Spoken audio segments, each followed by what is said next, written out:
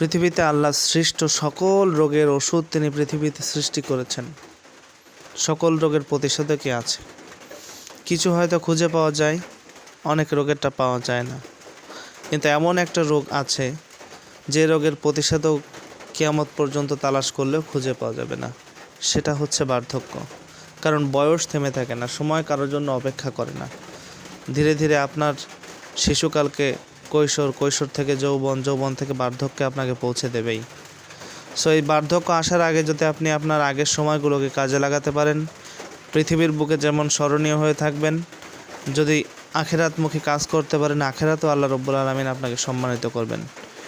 কিন্তু এই সময়টাকে যদি হেলায় আমরা কাটিয়ে দেই, তাহলে দুনিয়ায় আমরা ব্যর্থ, আর আখিরাতেও আমরা ব্যর্থতার ষোলকলা পূর্ণ করব। ব্যর্থতায় আমাদের জীবন পর্যবসিত হবে। ছড়িয়ে দিতে লাইক, কমেন্ট, শেয়ার করুন। পাশে থাকতে করুন সাবস্ক্রাইব।